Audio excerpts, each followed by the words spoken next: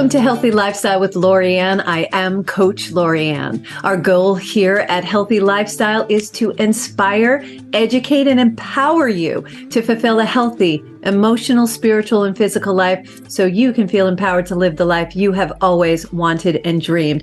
Well, welcome to the show. I hope you guys are all having a great day. I know I am, but I usually do because I try to find the sunshine and joy in everything that I do. And today I am even more joyous because I have the wonderful Oak McCulloch on today. Oakland is a graduate from North Illinois University. He received his commission as an infantry officer through the Reserve Officer Training Course in 1986. In his 23-year career in the Army, and we'll forgive him for that, my families are all Air Force, he held leadership positions as a combat arms officer. He assisted in disaster relief operations for Hurricane HUGO in South Carolina and Andrew in Florida. His deployments include Operation Desert Storm in Iraq, peace missions in Bosnia and Kosovo.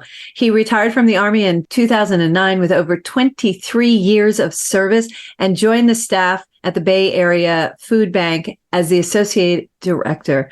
Oak left the food bank to become the recruiter for an Army ROTC program.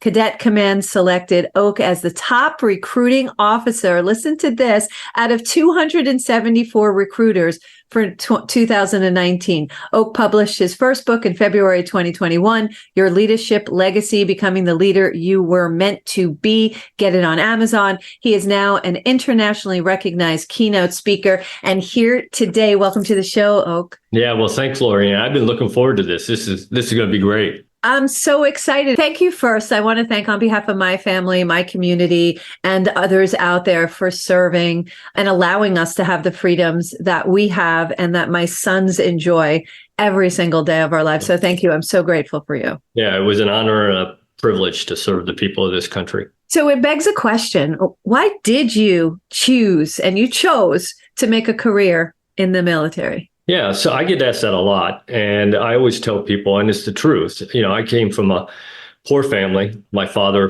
never finished the 8th grade. My mom never finished the 10th grade. Now they got their GEDs, but school-wise, they never got through that. And I got to make choices and have opportunities that nowhere else in the world would I have gotten. Nowhere. And I've been in 45 countries on 5 continents. So I know that I would never have been able to make some of the choices I got to make.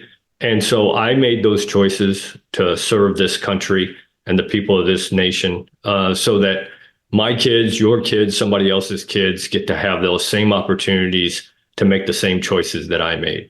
Oh my God, I'm just flushed head to toe with goosebumps because that's a beautiful thing. And it takes a very giving person. You know, I truly believe, and we've spoken about it often on this show, that we're here for 2 reasons. We're here to learn and grow ourselves, but we're also here to serve. So what does servant leadership mean to you? Yeah, I talk about servant leadership all the time. The best leaders I've ever worked for were servant leaders, and they kind of taught me what it was all about. To me, it's all about taking care of people. Because let's face it, leadership is about people, plain and simple. It's not about flow charts or organizational charts. It's about people. And if you take care of people, then they'll take care of you. And you know, when I go around and I talk to people about servant leadership, one of the things the first things I say is, look, it's not about you and it's all about you. It's not about the title you get, the privileges you get, that you get more pay and live in a nicer house and drive a nicer car. Let's face it, leaders get those things, and that's okay, as long as that's not the only reason you want to be the leader. If that's the only reason you want to be a leader is get those things, go do something else, because you're never going to be a good leader. It's all about you and how you treat the people you have the privilege, and it is a privilege to lead. And if you treat them well, then if you take care of them, make them better people, better workers by training them, giving them the things they need, then they'll make your organization better. And in the end, you win. But you win for the right reasons, not because you were selfish, but because you were helping other people. So to phrase it differently, bring a little different lens on it, it's all about intent. With good intention behind it, you're going to really lift up the people who you're leading to serve the best way they can, maximizing their strengths. And then that helps everybody. And if you're, you know, what makes a good leader? Because there are people right now who think they're good leaders and they're anything but. I've never seen such lack of leadership in my life. Let's go to the White House, both sides of the aisle and all the way down. I'm seeing such lack of leadership. What determines if you're a good leader? Like, what should somebody think about if they really want to look inside and see, am I a good leader? Yeah. So what we are accepting as leadership in this country, in this world right now, is horrific. It's not leadership. So I think there's a couple things that to be a good leader, you have to have. Number one is integrity and character. People have to believe what you say to be a good leader. Starting with you. Yeah. They have to believe what you say, and they have to believe what you do. My father, growing up, my father used to tell me, son, if you say one thing and you do another, it is your actions that will be believed. So you can say anything you want, but people are going to watch what you do. You're on display all the time as a leader, as you should be. So I think you got to have good character, good integrity. And then I think the other piece that you have to have as a good leader is you got to be able to communicate. That is what leaders do. Sorry, if you can't stand up in front of people and talk to them, then you can't be a leader, because you got to tell them what it is you need, what you want, and those kinds of things if you want to be a leader. But and to me, it is really setting the example. People used to ask me when I was running my ROTC building or program at the University of South Alabama. Not a whole lot of officers around in Mobile, Alabama, at least not Army officers. There were some Coast Guard officers, but they would say, so what is it that you really do? And I would always tell them, my number one job every day is to make every one of the people I lead want to be like me. Set the example for them. Show them what a good leader looks like, how they talk, how they act, how they walk, all those kinds of things. So I think you got to set the example. You got to have integrity and character to do that. Yeah. I love that. I love what your father said. That's so true, because I do say that words and actions equal truth. So the lack of one puts question, right? Yeah. So if your words say one thing and they could be beautiful, but if your actions say something else, then you have a disconnect. So I love that. I love that your dad said, if you're not being truthful, or if your actions are differ than your words, people are going to look at your actions. And that's so true. And that's what we're looking at today.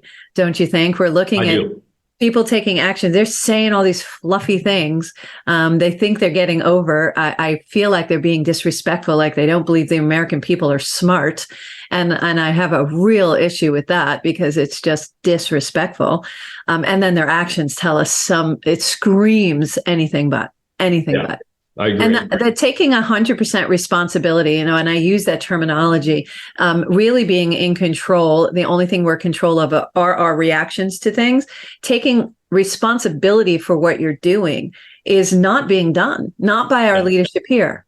No, it's not. And that's one of the things that I always tell people when I talk about leadership is that, look, as the leader, you don't get to pick and choose what you want to be responsible for. As the leader, you are responsible for everything in your organization that does or does not happen. Sorry, good and bad. Yeah. You have to take ownership of that. And I don't see that happening today in all professions, at all levels across the board. Totally agree. And I hear a lot of blaming.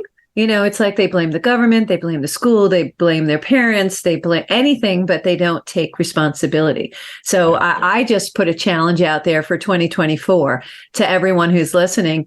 Just take 5% more responsibility, just 5%. What does that look like? 5% more responsibility for your actions, and take them and own them. Be it good, bad, or ugly, take them and own them. We make mistakes. We're human. We learn from our mistakes. That's what humanism is about. We're going to learn from mistakes, and together as a team, as a group, as a community, we're going to learn and make it better. So I'm just going to throw that challenge out there, and I hope you all take it. You're absolutely right, because none of us are perfect. I keep trying to convince my wife that I am, but she's not buying it, even after 37 years. I'll call her later. No worries. You would think after 37 years I could convince her, but no, I can't. But just keep working on that. Yeah, I just keep working on it. But, we're all going to make mistakes, and that's okay. I had a boss one time who retired, a 4-star general, who said, Oak, if you didn't make a mistake today, you probably didn't do anything. We're all going to make mistakes. We don't care as long as you own it. What I care about is, what did you do after you made the mistake? Did you blame somebody else? Did you try to hide it? Or did you walk up to me and say, hey, boss, I messed up today, and this is how we're going to fix it? Okay. So I look at mistakes as an opportunity for learning, right? Yeah. So I love that. It's like, take accountability, come in. And honestly, it's easier. First, you don't get that, oh my God, I'm going to get caught thing going on. That's right. And you will be. It's inevitable that, it's going to be found out. So no matter how good you are, it's going to be found out. And two, you're not going to learn anything, but you're going to earn distrust. And that kind of leads me into, you talk very specifically about 360-degree trust. Can you explain that? Yeah, I think a lot of leaders talk about trust, but they don't understand the importance of it or what it really entails. And I think they understand that the people who they lead have to trust them, but that's only one part of it. Granted, it is one of the most important parts, because if that one isn't there, it doesn't really matter what else you do. Sure. The people you lead have to trust you, but you also need to trust them. And that comes by training them, making sure that they know what the standards are, so that you trust that whatever you're asking them to do, they can do it. And that if they mess up, they'll come and tell you. So you have to trust them. Then everybody on the team has to trust each other, that they're going to do the right thing, that they can do their job. Vince Lombardi, probably the greatest football coach that ever coached, he used to say, a team is not a group of people who play together. A team is a group of people who trust each other. And that is so true. Without that, the team is not going to be as effective and efficient as it could be. And then if you're talking about the business world, then you have to add the trust that the people who you want to do business with have to trust you, and you have to trust them. Because if that isn't there, they're going to go somewhere to do business with somebody else that they do trust. Yes, so they'll easily be driven, pulled away because they don't have that know, like, trust factor. That's a business expression we use all the time, especially in networking. That know, like, trust factor is important. And I think as a leader, I believe you have to create the environment to allow people to come to you and let you know that they made a mistake. And it's how you respond to that mistake changes that outcome. Absolutely. The first time you shoot the messenger is going to stop coming. I promise. Yeah. They're going to try to hand it off to somebody else. That's right. Yeah. So I think that it's creation of that environment. And that's where terminology in business is culture. We're building a culture, an environment that allows us to have open communication. We are expecting and anticipating mistakes, but someone can't grow unless they're making those mistakes. So I have a client who stronghold their people, and they check on everything and they follow up on everything. And I'm like, dear Lord, let them fall. They're only going to learn when they fall. Our children learn how to walk. They get up, they fall down. We don't pick them up and keep them in the air for the rest of their lives. They'll never learn how to walk, right? Yeah. So they have to fall. It's not fun. We want to bubble wrap them. Maybe we just continue protect the edges and stuff like that, because we want to make sure that they don't get more hurt than they're going to by falling. But that's also why they're little, because their drop is a lot slower than us. That's right. I liken it to skiing. I was skiing and this little guy comes whizzing by and he falls down. He gets right, but he popped right up. And I was like, seriously, it takes me 20 minutes to do what he just did. So, and I gave myself some relief by saying, I'm a lot taller.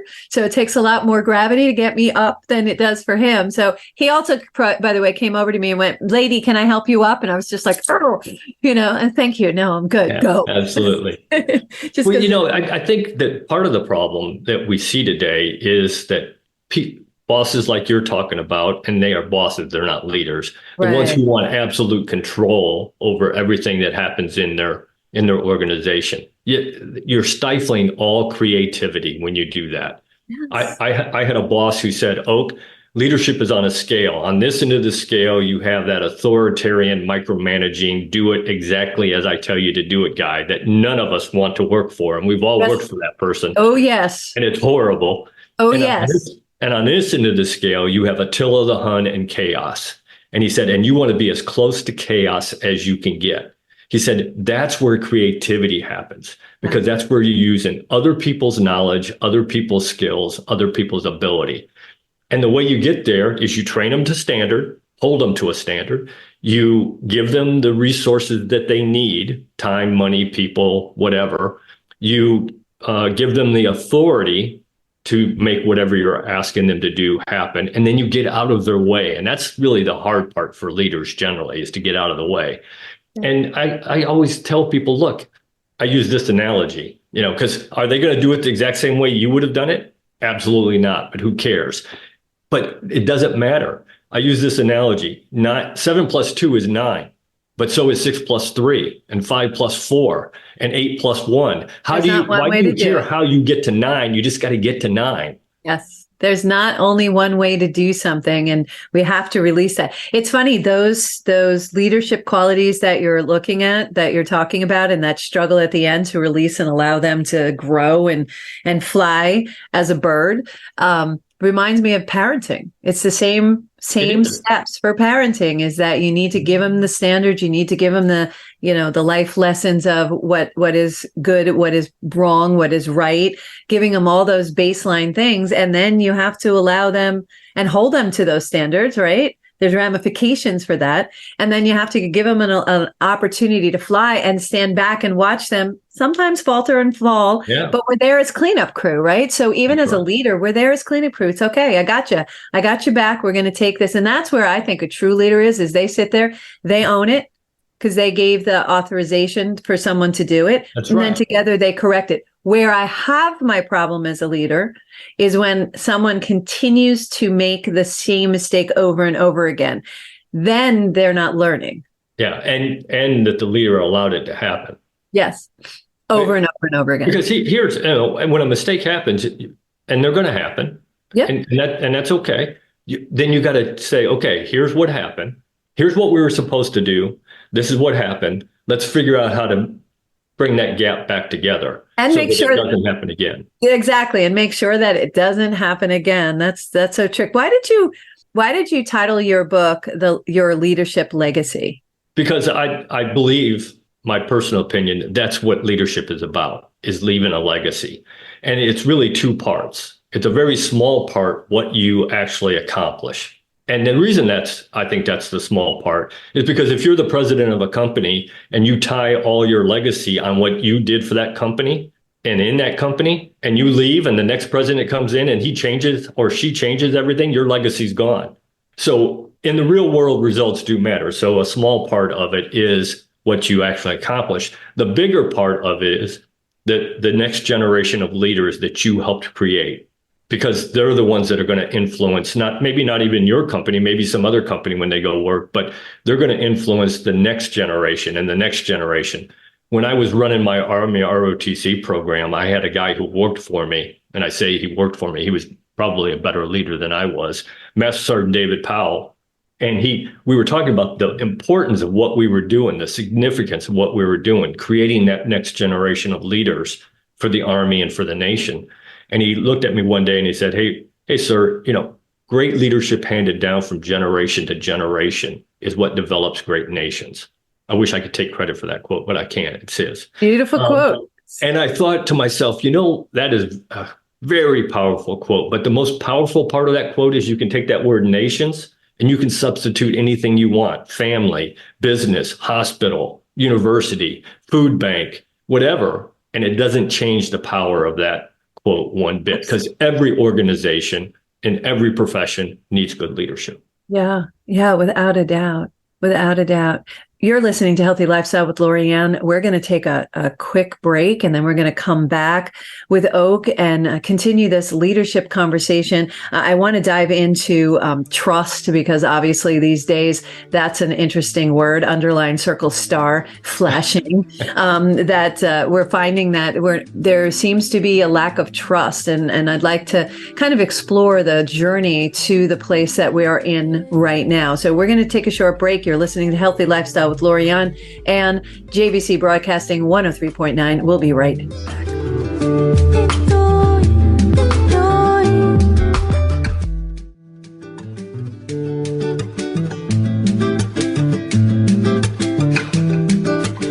Welcome back to Healthy Lifestyle with Lorianne. I am Coach Lorianne. If you would like to be a guest or lift up your business, product, non-for-profit, or if you have a question or comment, you know how to get us. Email us at healthylifestylewithla@gmail.com. That's healthylifestylewithla@gmail.com. Be more than happy to chat with you. I love chatting with everybody, and I personally chat back. So, you definitely want to want to have a conversation with me. In the meantime, we're back here with Oak McCulloch. He is amazing. You're amazing, Oak. I love what you're saying. It just so resonates. There's this lack of trust in the world, in society right now, in our country, more importantly. What's the tracking of that? Like, how did that start? Where did you see the shift? I have a couple of my own ideas, but where was that shift? Because I know there's no more trust in medical. There's no trust in our government. There's no feeling or trust in leadership. And we're having an issue trusting each other. So where did that all come from? So I think, Colin Powell, who's still the most impressive man I've ever met in person. Seriously. He always used to say that you can't lie to people, and I remember right at the beginning of the first Gulf War, he got on the news. He was the chairman of the Joint Chiefs. So he was responsible for all the soldiers and sailors and airmen, Marines in the military. And he told the American people, I will not lie to you. He said, I remember what happened in Vietnam when generals lied and the trust was gone. And so I think we have gotten to the point where people are so wrapped up with their next promotion, their next pay raise, their next job, whatever that is, and in the military as well, that they have forgotten that they have to be honest with people. And if bad news has to come out, then you tell bad news. Yeah. And then, like we talked about earlier, then you go fix it and make it better. But you got to be honest with people. And I think, and I'm trying to think when that really, I'm not sure when that really started happening, but I can tell that we've gotten away from honesty in all these organizations and all these, even in the business world. Yeah, business world, press, everybody is like telling all these falsehoods and feeling okay with that, and that's not okay. Yeah. And we were talking before the show, and mentioning the Gandhi quote, which is "Change starts with you." So you can really change things by starting with you, not doing things like that. So I reminisce back to a boss that I had who I really liked him as a boss, but he would. I was working with constituents at the time, and he said to me, he goes, well, just tell them blah, blah, blah. And I was like, well, is that true? And he was like, no. And I was like, no. And he was just like, no, I'm telling you to do that. And I was like, okay, but no, because it's not true. I will tell them the truth. So what's the truth? Because what you do is somebody's asking for help. You tell them not the truth, and it doesn't move them from where they are. And they're making decisions based on that false truth that you gave them. Right. And now that pushes them even farther back than when they made the first phone call. And now they're angrier because now they lost trust. They can't even trust the position.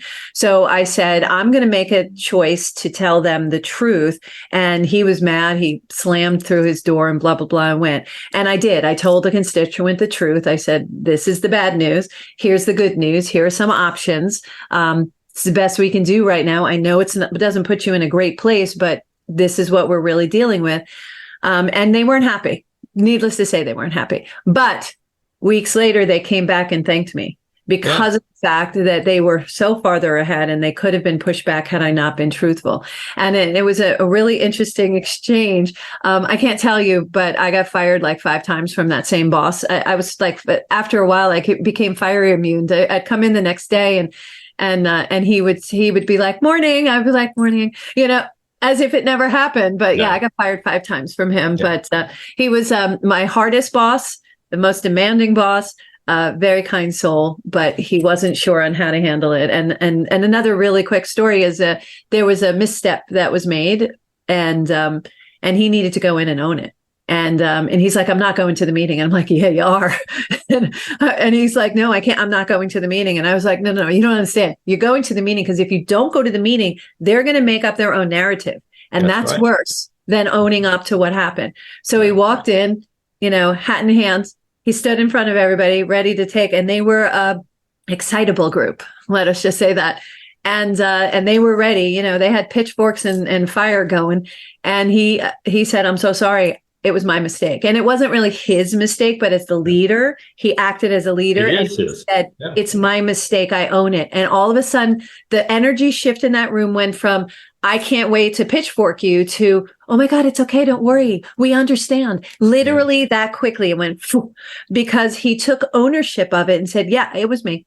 and here are some solutions. And I'm so sorry. It was never my intention for it to go in that direction.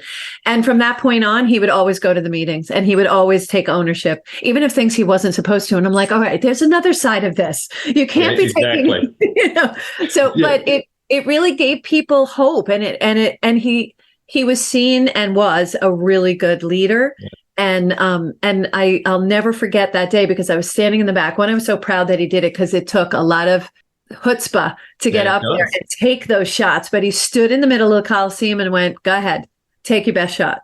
Yeah. And they couldn't. And that's what people usually do. You take the wind out of the anchor sail and you allow the sail to refloat a different way. Right. I agree. I mean, my philosophy has always been this: if the team, the organization I'm in charge of, if we accomplish what we're supposed to, then I go to my boss, say, "Hey boss, look what my team just did. And Jane, John, and Joe did a great job. Give credit where credit's due." Yeah. If we didn't do what we were supposed to do, I go to my boss and I say, "Hey boss, I messed up and this is how we're going to fix it." Even if I wasn't the one who messed it up, doesn't matter. My name's the name on the blame line. I'm responsible for everything that does or doesn't happen. So let's fix it. And as long as you're honest, it's okay. Like you were saying, you could have told that person, that client, a lie, which would have set them back. But if you tell them the truth, at least we know where we are now. Ground zero. Truth, ground zero. Yep. Now we can figure out how to go forward. Even if it's bad news, at least now we know where we are and where we want to be and how to get there. If you tell them a lie, now there is no truth. But with the truth, you're stepping together. With the lie, you're sending them off alone. Yeah, I agree. What is the most important characteristic, as if I didn't know, for a really good leader? Yeah, so I think integrity is it. I mean, without a doubt. And, because in the end, you have to be able to look in the mirror in the morning and like who you see back.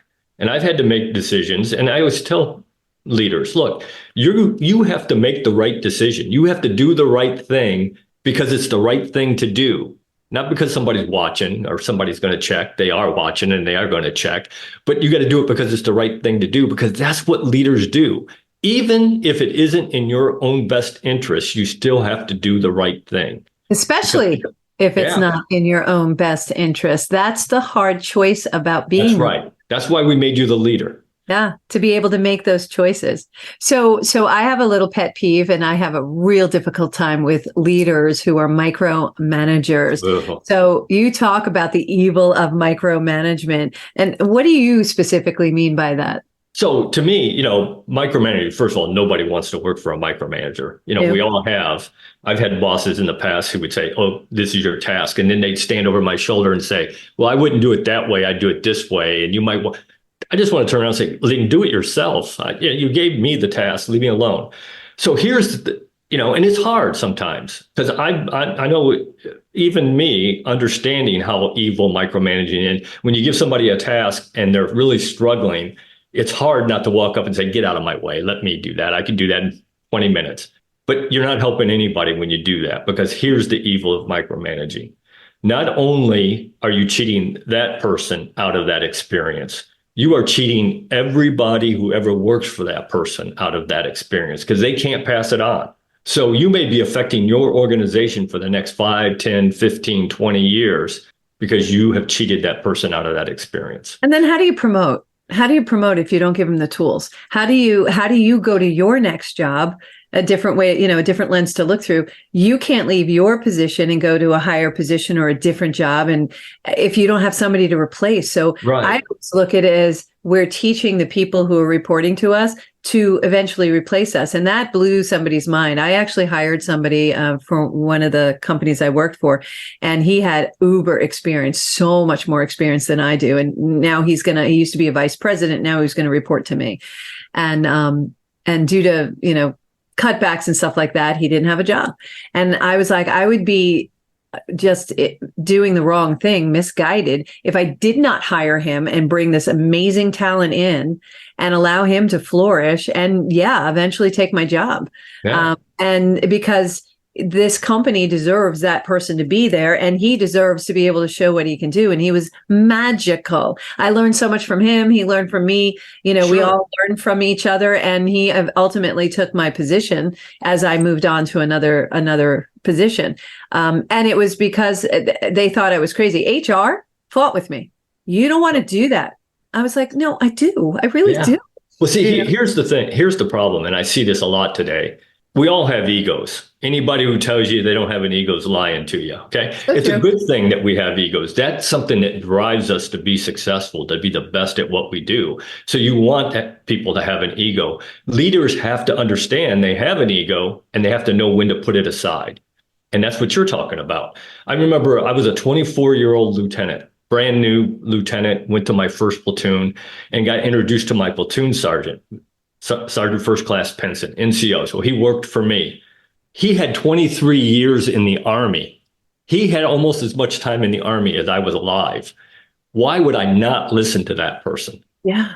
But that's, you got to understand that you don't have all the skills. You don't have all the knowledge. You don't have all the talent. You got to use the people on your team to make it the best organization that it can be.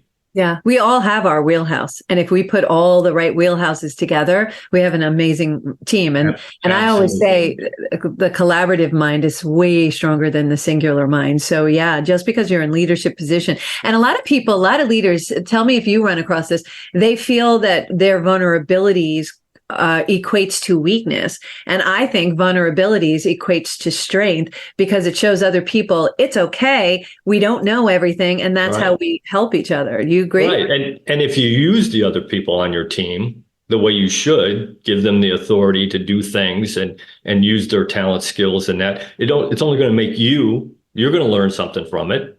And the next time it's somebody else and they'll learn from it. So it is to your advantage to put your ego aside and let's figure out the best way to do this. And, the thing I always talk about is my father's best friend when I was growing up. He worked for Chrysler Motor Company at a plant that was about 12 miles away. And he worked at that plant for 38 years. Wow. And for 38 years, he did the exact same thing. He put fenders on whatever vehicle was being produced at that plant. So if you took over the plant and you had problems with the fender, who would you go talk to? I hope you'd go talk to that man. Yes. He's the expert. He probably knew there was a problem, probably told somebody, and they told him, oh, go back, do your job. Yeah. Yeah. I actually, because they couldn't put their ego aside.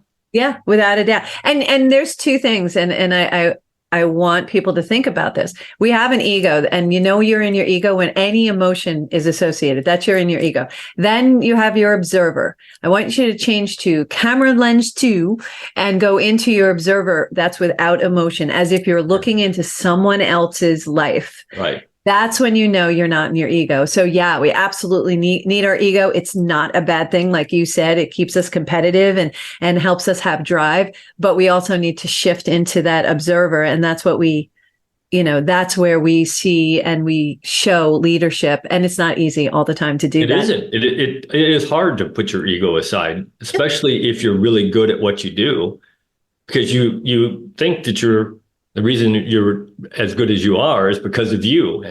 You're not. Part of it is you, but the rest of it is the team around you, because nobody does this by themselves. Without a doubt. I use, I go inward. I use a lot of reflection. It's like, can I do this better? How could I do this better? Absolutely. I'm a huge believer in reflection. And I think you need to reflect every day.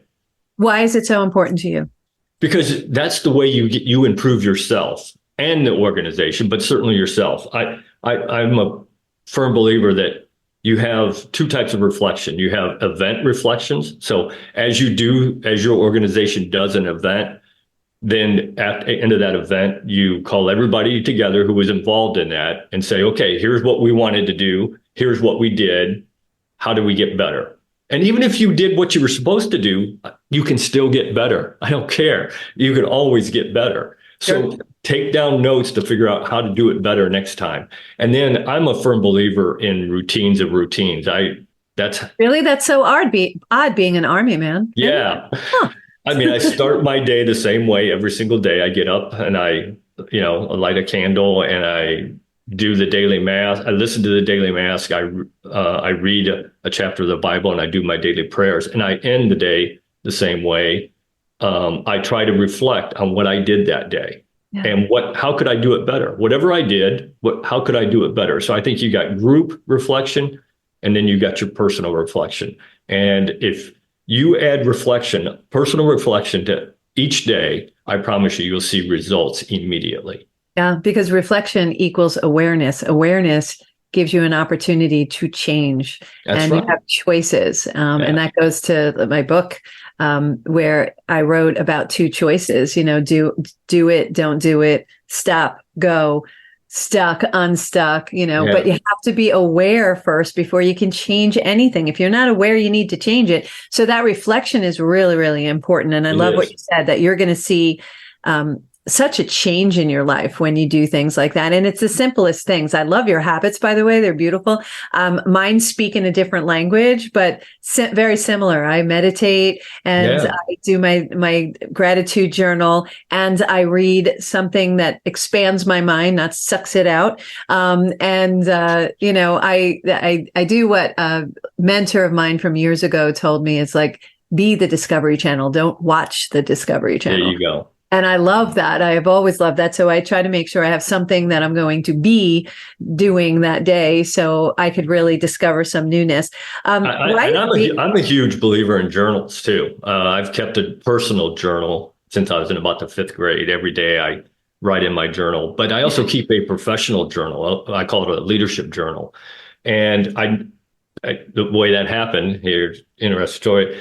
I actually had the opportunity twice to listen to General Hal Moore talk. Hal Moore is the guy We Were Soldiers Once and Young that Mel Gibson played in the movie. Yes. And the first time I got to listen to him talk, I'm sitting in the auditorium and I'm sitting in the front seat waiting for him to come out on stage. And my boss walks by and he says, "Oak, what are you doing?" And I said, "Well, sir, I'm waiting for General Moore to come out and talk." And he said, "And you don't have anything to write with?"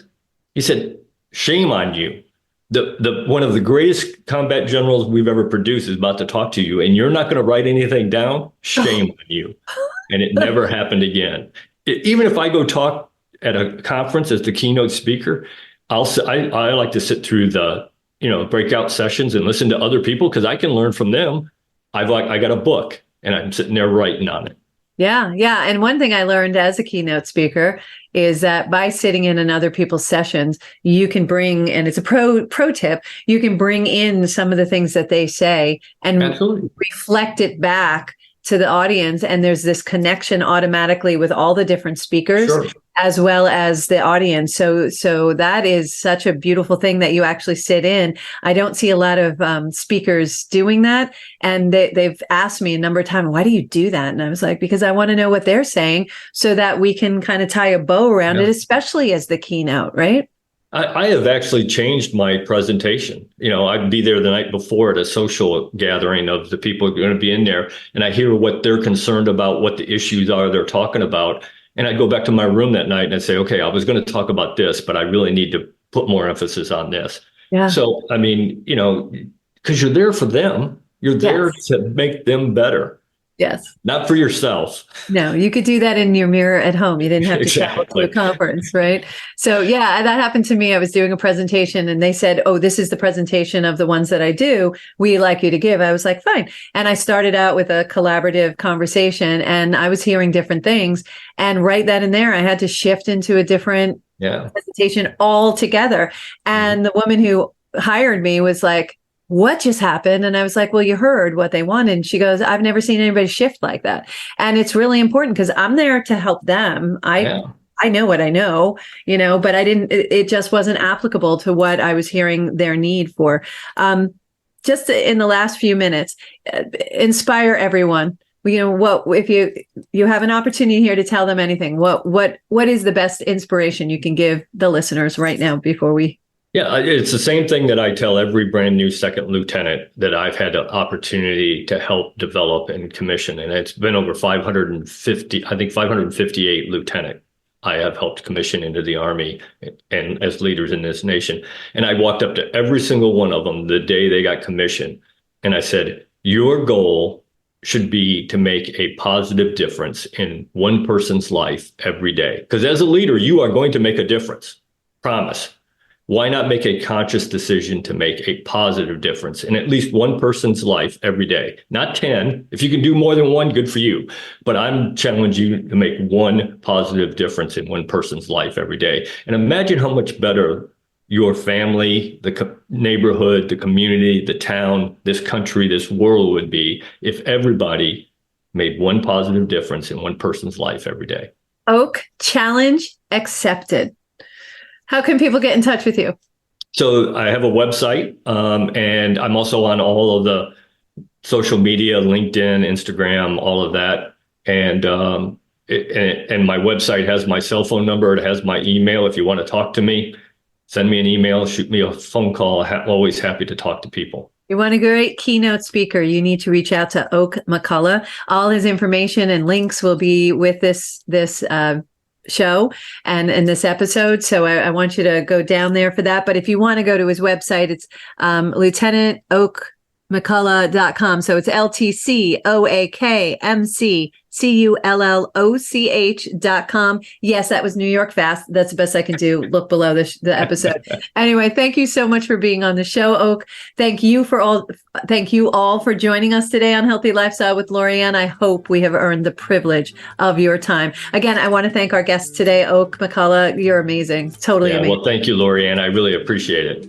And look for our show next Saturday and at 3:00. We can be found on all major platforms. And we would be so grateful if you please like, follow, share, and subscribe. Until next time, I am Coach Lorianne. Play a higher role, serve a higher purpose show for you, and show up big. Have a great day. Make it great.